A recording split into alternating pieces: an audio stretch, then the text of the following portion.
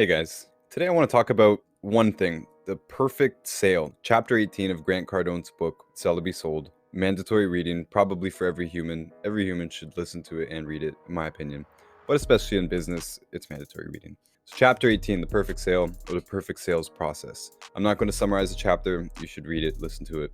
But the main focus is transparency, that the perfect sale or the perfect sales process is the most transparent sale. The customer knows what's going on all the way through, and you can completely tell the customer what the sales process is. There's nothing secret, there's nothing hidden. So I've been very fortunate in my life to work in a number of businesses that were completely transparent. And I'm talking about way back from when I was 9 years old, 1999, 2000. I'm 9, 10 years old, delivering newspapers. Newspapers is very transparent. Forget about what's printed on the newspaper. The customer signs up for this, I deliver it, I go show up to their house, and I expect this much money for it. Rarely would anyone haggle on price. Usually their concern would be, I don't really read it anymore. And me as a 9 or 10-year-old, I have to say, you have to take that up with the company. You have to cancel your subscription. You have to pay for the newspaper, or I have to pay for it. And I'm a little kid standing there with an envelope, an envelope full of change, I have to pay the company this amount and I keep the rest, right? So don't stiff me. Most people would tip anyways. That's very common. So you usually don't get a price objection. And this is going to be a lot of my point here, because we're now in the supplement business, selling a product that most people don't know they need it. All these other businesses I've worked in, people already knew that they wanted the product or the service, and they already made that decision voluntarily, completely outside of us. And all we have is to deal with the value proposition. And in the newspaper case, I'm just delivering it. I didn't do the sales proposition. The newspaper itself did that advertising campaign and got subscriptions. Anyways, a lot of people get tripped up on supplements because of that fact. Oh, people don't know that they need it. Oh, I'm speaking to deaf ears. Well, it's information based. All this other stuff doesn't need information, or it already had information. That work was already done in that industry or that business. When I was 10 years old though, I did something bad. I stole some marijuana from an adult, and I walked down the street and I probably made it 30 houses down the road before I had my first sale. And it is illegal, it's bad, but there's a lot of interesting things in how people handle their recreational products. And I realized very, very young that people are willing to spend a lot of money, a lot of their income, significant portions of their income on recreational products. And the only problem that most of them are going to have, or objection, is going to be about the quality. It's not usually going to be about the price. Now, when you're selling weed, you're mostly selling to poor people. You mostly sold to people who did not have that much money, but they're still not going to haggle you that much. They will inspect the quality, and they already know the standard market prices, basically. And they know that they'll get a better deal if they buy more. But if they're buying just a little bit, they're not going to be like, hey, I'll give you $8 instead of 10. It really just doesn't happen. It may be the odd time, but not really. It's not standard business. Anyways, I stopped doing that when I was 16, and I stopped hanging out with bad people and doing bad stuff and whatever. One of the ways I kept myself busy was working at a burger joint. Now, this wasn't McDonald's. People didn't come for a cheap burger. These were expensive burgers, premium burgers. And it was one of those places that your buddy tells you about, you got to go check those burgers, right? Big, quality. They got an experience there. It's a diner experience. That's where the sales pitch is. It's based on word of mouth pretty much, and it's still in business, and they made a lot of money. And no one ever came in there going, oh, it's an expensive burger. Well, you know what you're in for before you go in there. And it's also not outrageously pricey, where like if you just stumbled off the street, again, it's not a McDonald's. It's a regular old burger joint. They're making real burgers. It's going to be a premium price. It's going to be probably twice as much as the McDonald's burger. And people really aren't usually haggling with you. And again, you kind of expect a tip. And a lot of the stuff I would get used to getting tipped. In the burger joint, I didn't even make the burgers. I was on the deep fryer. We collected a lot of tips though, right? The cashier girl she'd do her makeup and get all cute. And, she'd be super nice to the customers. She wants tips. And I'm 16 here. I wasn't the most mature, but at one point I figured a lot of my friends were coming in, and I was inviting a lot of my friends in. I'm in my neighborhood, I'm saying, hey, come by. We're working the evening shift. Young people, 2, 3, 4 of us, maybe at max, small place. And I was noticing that my friends are tipping, and they're tipping pretty big. Not the most mature thing to do, but I said, I'm gonna put my own tip jar out. And the cashier actually did it too. She said, why not? She's being extra nice. She probably is gonna get her own set of tips. But a lot of my friends are coming in, and I'm inviting people in, and I'm hooking them up, whatever, extra cheese, extra onions, that kind of stuff. But whatever, we're kids. They want to hang out anyways. I'm just kind of cashing in on that. And some of my friends will tip bills, I'm liking that. So anyways, quality. They already know that they want the product. If they don't know that they want the product, they need information. That's how we did it from the start with this business. But let me continue on the chronological journey here. At this time too, we also got into the pet business, reptiles, amphibians, lizards, spiders, scorpions, centipedes, feeder animals, various kinds of mice, rats, guinea pigs, rabbits, cockroaches, crickets, whole range of animals that we're dealing with. And in that business, there's lots of barter, but there's not that many cost objections either. Usually they kind of are interested or they're not, and they're willing to pay the price or not.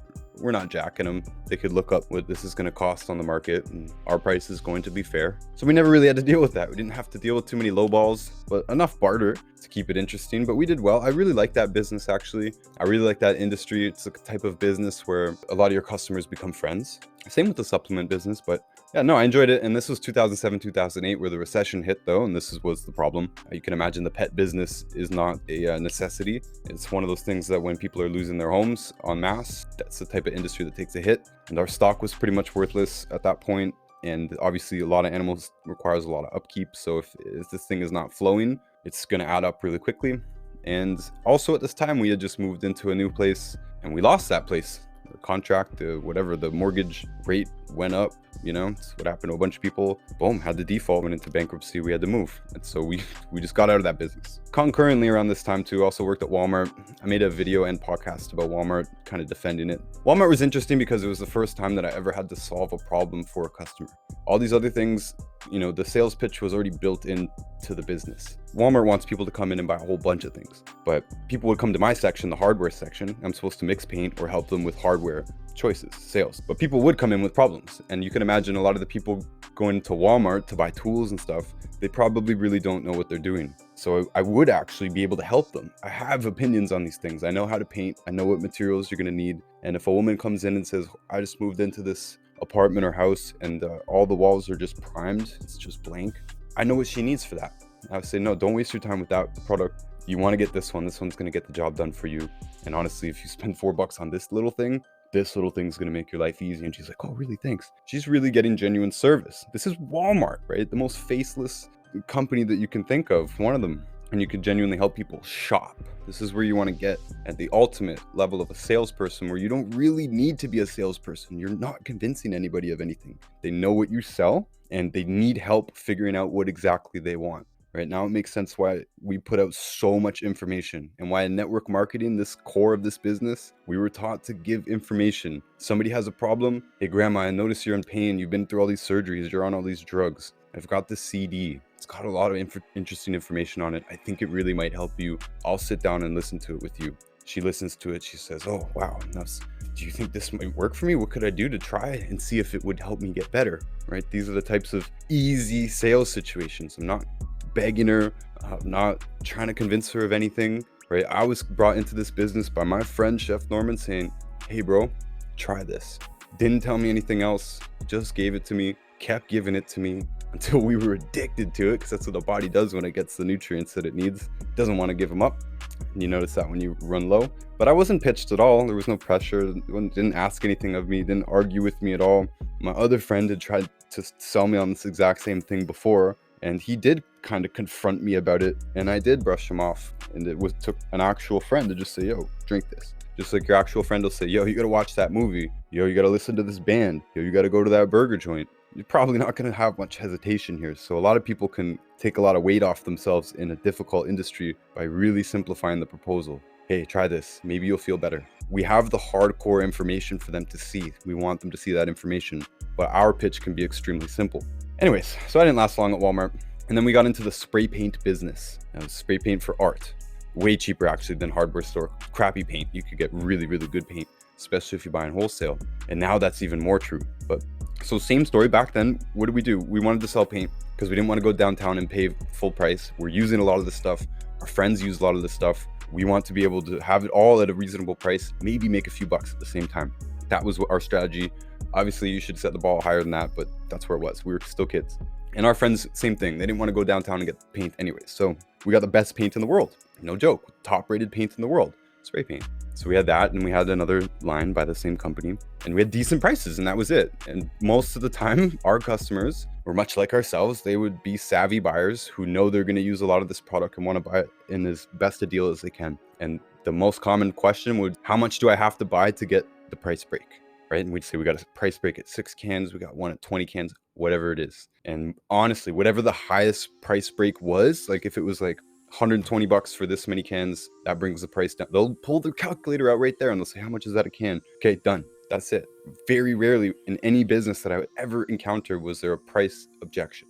And we know that a price objection is really a value proposal anyways. And a lot of these low-end products, or someone who's going to be actually giving you a price objection, they're probably not going to be a money person. That's a different conversation, but a person who's familiar with money, comfortable with money, makes money. Those types of people are usually going to confront you directly about the value proposal. They're not going to say, oh, that costs too much. They are going to ask questions that will help them figure out the core of the value proposal. That's the most common. Anyways, moving on here, and I'm getting to the supplement business more. After this time, around this time, whatever, I worked at a gym for 4 years, 18 years old to 22. And it was sort of the same story. We had a very good price, very cheap, but it's very bare bones. It's like $22.99 a month, $24.99 a month, but there's no extras, completely stripped down. There's no pool, there's no tennis courts, there's no fancy TVs upstairs in the cardio room, there's old busted bubble-shaped TVs. We got no sauna, no amenities, no hot towels, no other employees, usually one employee out at the time. Like, it's big enough to handle a lot of people in there, but there's only one employee working at any given time. So I usually work the evenings and Sundays, and that means you got to man the desk. You got to just sit at the front desk and welcome existing customers as they come in and sign in. You got to handle people that just walk in like, hey, I've never been here before. Can you show me around? You got to answer the phone. Hey, can you tell me about your gym? Can I come in and see you? Do I have to make an appointment? You guys have personal trainers? Most of the time, they'll already know what questions they want to ask if they are shopping, and we just tell them exactly what it is. This is how I was always trained in every good business I ever worked in. And no one ever trained me to lie to a customer or anything like that, or not to have to convince anybody of anything. Obviously, supplement business has extra challenges, of course. They need the information, but we still have to do our job in a very basic, systematic way to get the job done. And I think people are tripping up a lot on that. So people would come in for the gym, and this is exactly what you see. This is exactly the price. Almost never was there a price haggling. There's about 900 active members at any given time. Not a huge gym, not a tiny one either. And anyways, this is the price. It was it. This was I always taught how to present something. This is exactly what we got. This is why people, like, despite the not having the pool and stuff, there is reasons why people come here. We got every machine that you could really think of that you need. We don't have anything fancy, but that's an advantage for a lot of the people that come here. People come here, they're about this business of working out. Doesn't matter. We got cops and criminals in here. We got people of all walks of life in here, and none of that extra stuff seems to matter to them. They're not here to show off or play around. They're here to work out. And that was the culture of that gym, and that's largely what sold it. Largely word of mouth also. Pretty much all these businesses that I've talked about are word of mouth businesses. So after this change of life, I fast forwarded through a lot here. I skipped some chapters, and then I went on to work at a university. I've also made a podcast and a video on that on YouTube. I think it's called Working in Science, My Bad Experience. Worth hearing about that. And the only reason I bring this up is because it's a very hush-hush kind of thing. What is said publicly and what is said privately can differ very much. And what is admitted and transparent is very limited compared to a lot of these other businesses. So I was, very struck by that. And my whole life leading up to working in science in the university, I had no experience with this utter lack of transparency. Even Walmart is very transparent, by the way. People got problems with Walmart, but they've always stuck to their bottom line, their mantra, the lowest possible price. They'll cut suppliers out for that. They'll, cut employee hours. They don't care, and they never said they were going to care. I went through that in my Walmart video. But anyways, point being, they were transparent about it, really, and they're still in business. All these places are still in business, actually. Drove by the gym a couple of weeks ago. It was still busy. They might be shut down right now for the lockdown, but I think they're going to survive because they have solid, transparent value proposition. Lastly, after this, fast forward a few more chapters, I did get into the supplement business, and I did realize that there are many additional challenges, but they all center on getting the person the information. Really, all of the tactics, all of the things that you need to do to not argue with people and stuff, it's to get them more information. If they do not understand it yet, our goal is to figure out what they don't understand and fill in the information in a professional way. Back in the old school, way before I had Instagram, I was taught to hand people CDs and information sheets. I had lots of information sheets so that when people had questions, because I was not an expert, I would just hand them a sheet for it. I don't know how effective they were, but they stopped most people's aggression most times. If any, and I don't mean real aggression, but I mean any hint of oh, this is bogus. The piece of paper kind of smoothed a lot of that out and allowed us to continue on with the conversation. Enough to get started, right? Enough to try it and see what happens, basically, which was really all you need. You do need follow-up and et cetera, but you need to get them to the point of understanding what you're proposing and kind of saying, okay, I'll do it, or not. Get a yes or a no. Most people don't even get a yes or a no because they don't get the clear value proposition out. They get caught up on the this and the that, the ingredients of the this and the what about this person said that and my doctor said this, all this stuff. I'm not going to go into handling objections here because that's not what this is about. My focus in this business from the start, once I started encountering resistance, I was realizing that it was very hard to get people to actually watch the information. So most of the time they just wouldn't. Almost all of the sales that we ever got, almost all the enrollments that we got, this is in person or on the phone or whatever, people we know, people in our network, people we've just met, almost all of them listened to the CD. The ones that didn't, we did not get a chance with. Some of them went home and they watched a whole bunch of Dr. Wallach and Dr. Glidden on YouTube, and they came back stoked. They're like, okay, man, how do I start? Some of my friends just straight up believed me and said, all right, send me the stuff. Here's my credit card. I'll try it out, let you know. Some of my friends are easy. They trust me. They got enough money. They don't care. But what I originally thought when I was on the brink, we had created a store, not me, one of my uplines, he has a store for some other stuff, but he brought me in to do the supplements there. And I was realizing how much sales that we really have to do, on foot to do this effectively. And one of the problems with the store was that people were not getting the information. If they were buying the product, they were getting the information from me mostly, because we weren't doing the CD thing. We weren't doing the Instagram thing. We weren't doing the show and tell first, right? We were just, hey, getting their attention. We're at the store, converting them from buying something else at the store, it's a health store, into buying our products. So it's weird. It's a weird situation. It's not a normal network marketing situation, and it's hard to be very transparent when you don't have a lot of time with the customer. And I'm not saying spend a lot of time with the customer. I'm saying you have to move through steps for this to work most effectively. And the first several steps are always exposures, right? So it's not like you have to spend hours with the person. One exposure could be eating with them. You're gluten-free, right? You're saying to the waiter, no, make sure it's gluten-free, please, etc. Right? If they've never heard you say this before, this is an exposure to your lifestyle, your healthy lifestyle hashtag.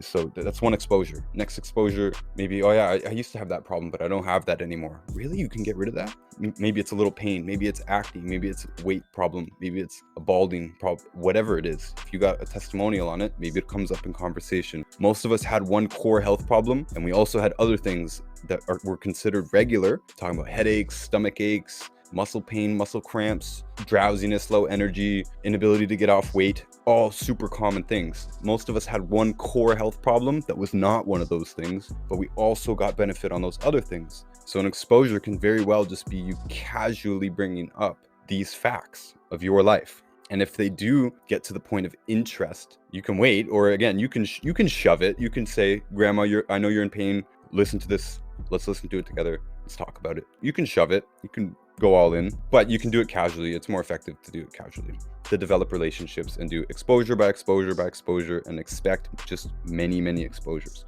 because they don't know that they need it. So we focus there. There's many, many steps there. And I had the thought that if they could hear us how we speak to each other by the time I'd been in this a while, so I'm talking about my friends that got me in, my friends that I have gotten in, and people that I've made friends with since, this was my big light bulb, if they could hear how we spoke to each other behind closed doors, on the phone, hanging out, they would not have any of these weird objections. They might think this is bogus because they've never heard this before, and we might be snake oil salesmen, but if they heard how we speak to each other, they would believe us, basically. And I've aimed to do that in everything that I do on social media. I post very personal things. I post them on all of my accounts. I post conversations with my partners, with customers, with distributors, trying to be as transparent as I possibly can without overdoing it, without showing them the dishes in the sink, that kind of thing. Want to be presentable as possible, at the same time as showing them as much as possible, at the same time as posting the tremendous amount that the gurus are calling for. If you listen to Gary Vee or you listen to Grant Cardone or a lot of these gurus, they're telling you to post 4, 6, 8 times a day, and people are like, whoa. Well, we have 100 posts in our story, each account, and many days we fill that. And it's actually not that difficult when you're being transparent. We don't have anything to hide. In fact, we have so much going on. We have so many conversations going on. We have so many questions being asked to us that we have so much to share. In fact, I can't find context to share everything that I would like to share. And that's how my mindset has become. The success of these accounts is really, I think, majorly dependent on this. And I'm still learning. I got my first phone in 2014. I was 25, I think, and I started dating a very young girl. She was 18. She said to me, I have 700 people following me on my Instagram. And I'm coming from regular sales marketing. You just heard my life story with sales. All that stuff, 700 people is a lot. I didn't deliver newspapers to 700 people. 700 customers for weed you've got a pretty good, healthy business there. 700 customers for burgers, they probably serve 700 people in a day. And they do good business because of that number. Reptiles, 700 customers, that's a good business. Lots of stuff that people need to buy continuously, feeder items and stuff. Walmart, 700 customers in the store at any given time. Their average purchase is probably a substantial amount, but 700 people for me is a substantial amount of prospects. I'm thinking of the world of handing out flyers, knocking on doors, making phone calls. Now, the average sales phone call lasts less than 1 minute because the average person doesn't answer the phone. So 700 phone calls is still a lot, though. I could still probably get into some conversations that I could convert into sales in 700 minutes or 700 attempts at almost anything. So she said 700 to me, and I'm thinking, wow, that's automatically 700 people see what you just posted. That's really cool.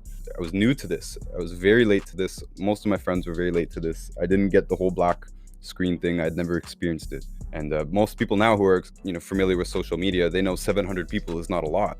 They're thinking they need 70,000 to be successful. It's not true. You do not need those huge numbers. You need to convert the people that you do get interested, and you need to get those people the information. We've hacked that with Instagram. You can leverage that. You can show them that content. It's there, it's accessible. You can show them the longer content that's already there on YouTube. You can do it old school, the CD to your grandmother if that's all she's got. Show her it off YouTube and keep learning on it. The stories came out. The girlfriend that I was with at that time literally called me, and she's like, I'm embarrassed the way that you're doing your stories. This is on my art account. She's like, that's not how you do stories. She was familiar with Snapchat. I wasn't. This was new to me. She said, no, you're doing it all wrong. You got to be more real and stuff like this too. And at the same time, that same girl actually was kind of on me where I was really only showing the good stuff. And she's like, no, you need to be more real about it. And I didn't, I'm kind of like, do you want me to show my bank account? Like, do you want me to show that I'm broke? She's kind of like, yeah. So yeah, this was a real thing. She's like, yo, so I won a trip to Cancun, right? So she's like, so your people or whatever, your followers, they see that you're in Cancun, they see that you're in Vegas or we're in Vegas or whatever, in LA and all this stuff in San Diego, and like you look like you're living this posh lifestyle, living it up. Why don't you show them that you're broke? And I'm like, also to you in the audience, you don't want to show the audience that you're broke, like you don't. But I really did take that to heart and start showing my crappy apartment. I went home to my crappy apartment, and I was kind of even proud of it. I was in a boarding house before that. So I just staged it. I cleaned it up a little bit, decorated it my way, and I started showing content of my actual living space, something I wasn't able to do before, but it's something that's very personal and something that almost anyone can do. And it's something that I do a lot of now. I post a lot of personal content.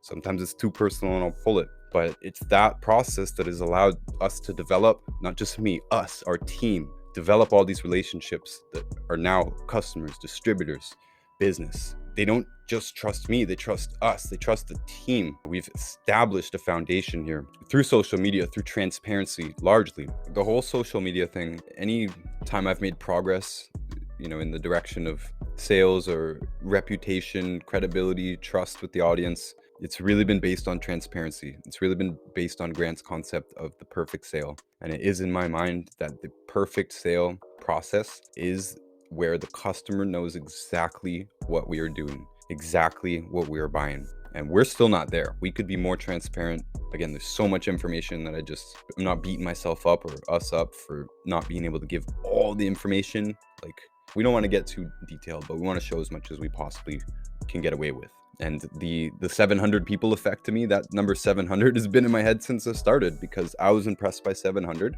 and I made my first commission on art way less than that. It was like 60 followers, only a few posts in, no problem. We did make business. We made lots of partnerships and relationships since we started doing this, with focus on other accounts that don't even exist anymore and all that stuff. Some of those relationships have even carried on. But yeah, I don't ever want to give out 700 flyers again, or work in a business that I need 900 active members or 700 active members to survive. Obviously, years like 2020 can knock that right off the wall.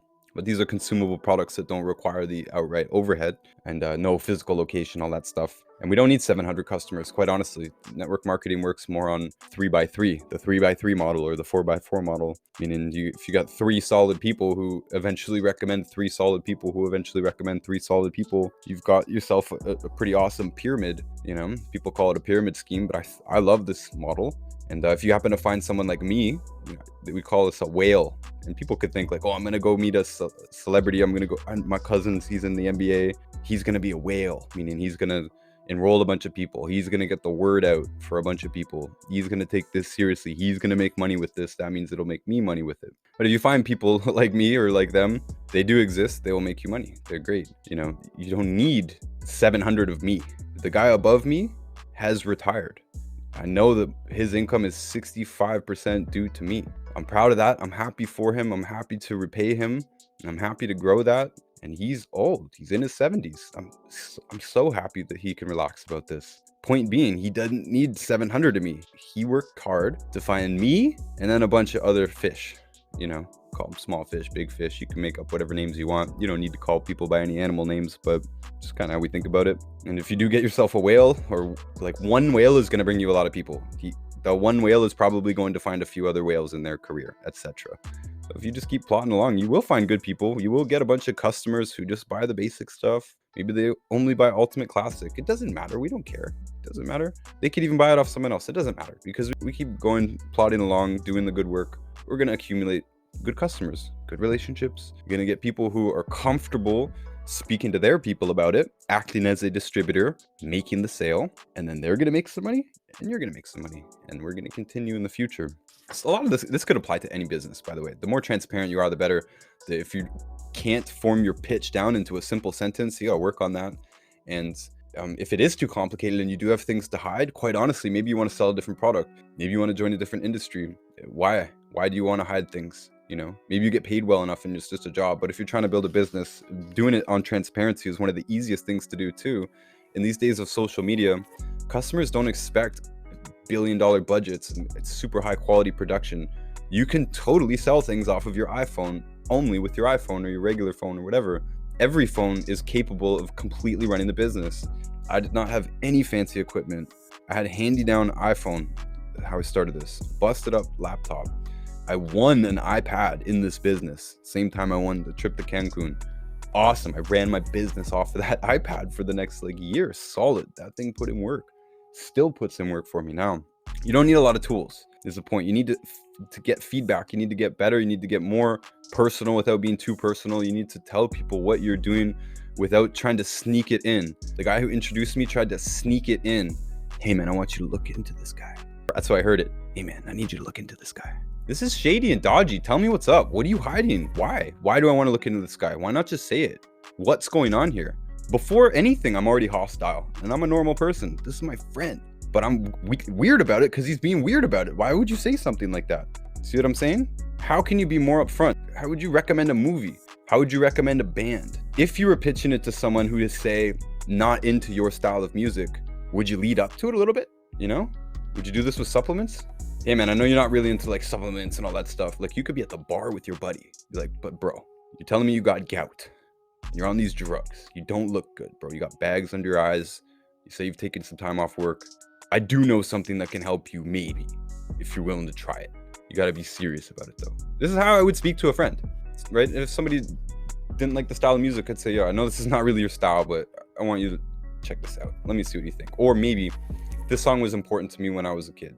It's got an emotional feel for me. I don't know. I want to share it with you. Maybe you don't even like it, but this is a thing that we do. We sell things to people all the time. Supplements are important. There's no need to get weird because they're important. It's more important that you don't get weird and don't act weird.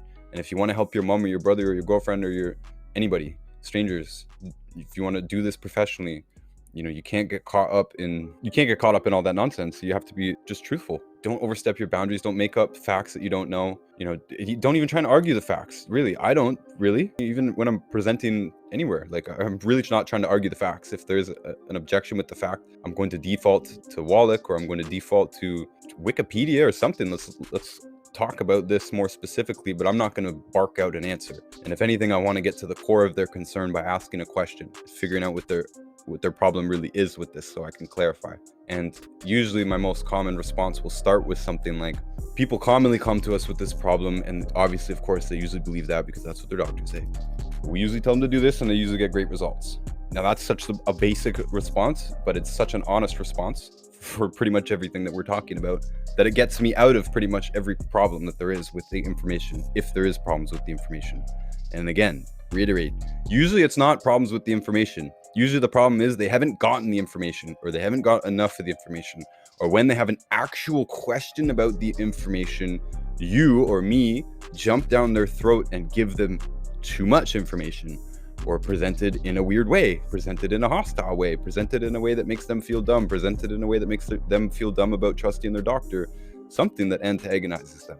And most of that can literally just be glossed over and smoothed over, and I rarely encounter those in real life anymore. Anyways, I'm still learning, but this 700 flyer effect, it's carried on for me, and we're going to continue with that. We know, and you should know, that we do not need 1 million followers. We don't need 1 million views, 1 million likes.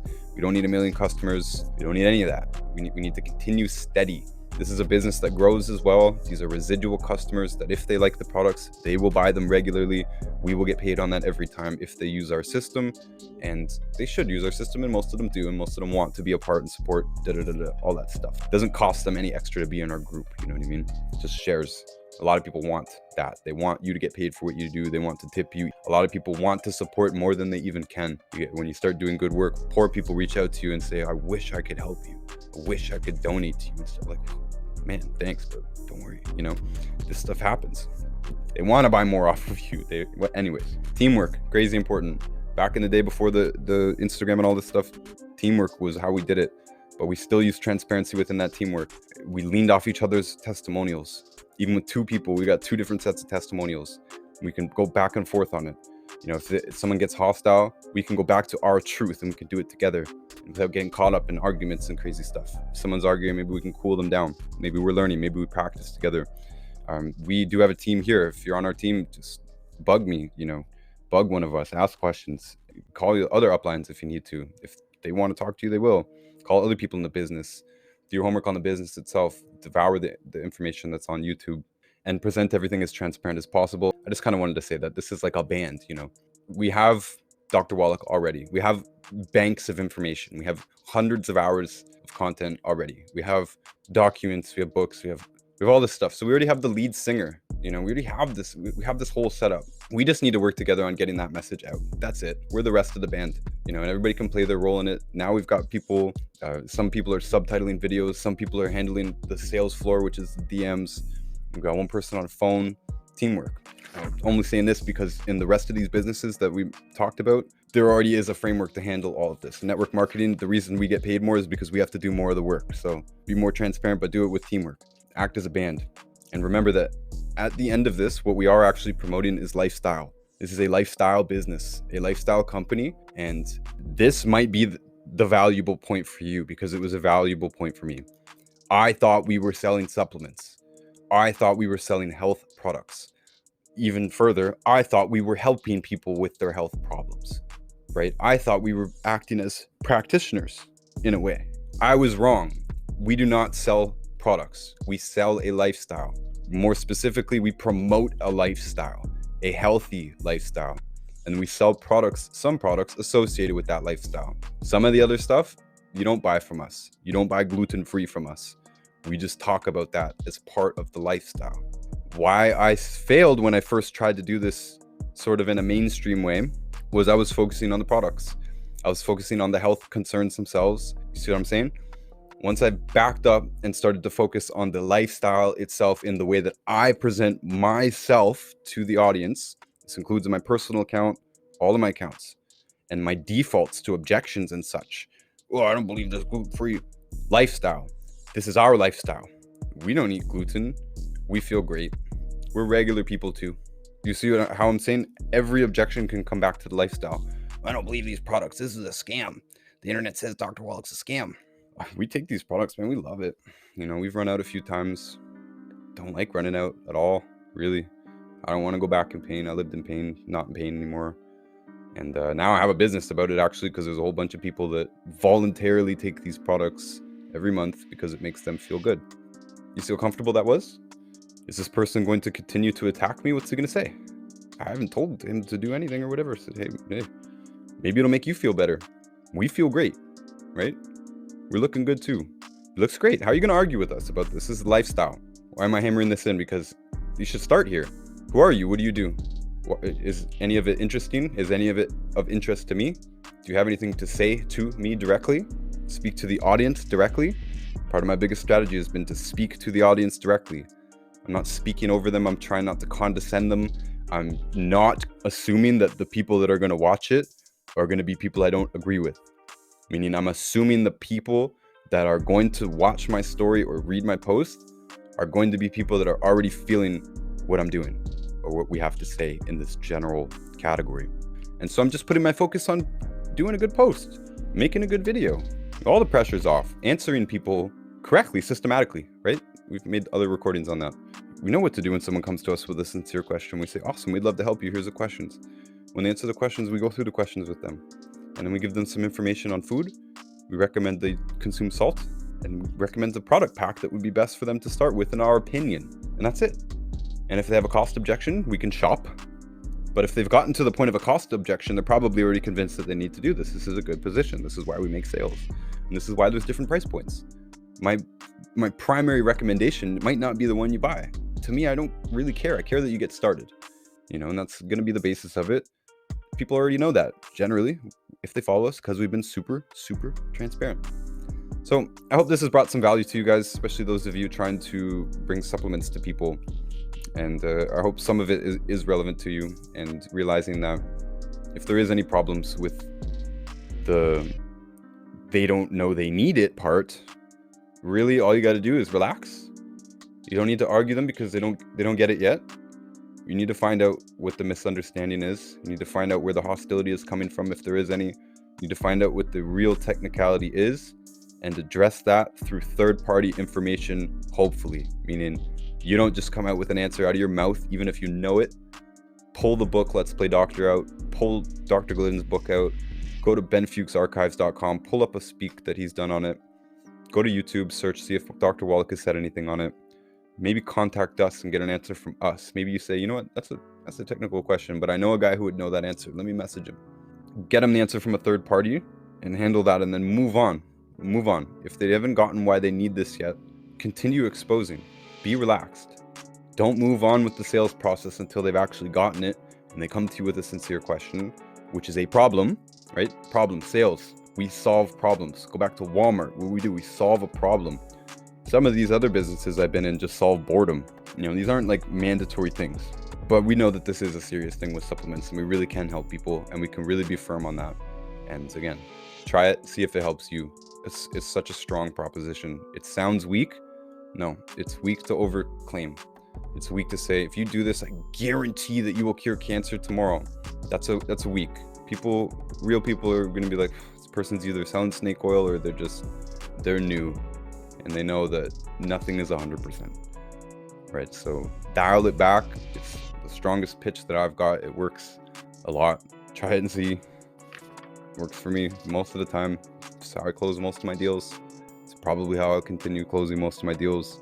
It's probably how I'll continue avoiding arguments to the best of my ability. And I hope all of you avoid arguments to the best of your ability. So that's it. I'm done for now. Appreciate you guys. We'll see you next time. Hey all you Dr. Wallach supporters and longevity fans out there. Most of you at some point will have come up against this NutriSmart bashing of Dr. Wallach. There are a few articles that are published specifically to tarnish Dr. Wallach and his message. And I have actually written this whole book. This was a few years ago. I wrote a full-length book in rebuttal to these vicious attacks on Dr. Wallach. I believe every objection that you are going to encounter in the field is addressed in this book. It's absolutely a great resource for you to have as a distributor. And if you do ever have anybody coming up to you saying, I heard what you said about Dr. Wallach and I was going to look into some of his vitamins, but I came up against this article on the internet, NutriSmart article is probably the one they read. So it's a great deal, guys. I put it up very cheap. It's just another tool in our toolbox. And the Amazon link is in the description of this video. Make sure to check out our food YouTube channel called Notus Foods. This is 100% Dr. Wallach approved and the chef that is preparing the food here and teaching you how to follow Dr. Wallach's food guidelines and Dr. Glidden's food guidelines. He's an industry professional, over 22 years experience and a college diploma to back it up. And we do have experienced cooks and bakers as well, working on content for the YouTube channel Notus Foods and the Instagram channel Notus Foods. It's 100% gluten-free, oil-free, all the stuff about burning fats and all of the rules that you would need to know or follow. We're here to teach it to you here, as well as give you tons of ideas for recipes, individual dishes, and meals. Of course, in the near future, we do have a cookbook coming out. Stay tuned for it. And if you'd like to talk to us directly, you can call us. Actually, you can call Judy. She's downriver Detroit. You can call from anywhere in the US, Canada, Mexico, UK, Australia, New Zealand, any other country. You want to email us or send us a DM on whatever app that you want to contact us on. Instagram is super convenient for us. And that's for any sales or product information in those countries, or any distributor information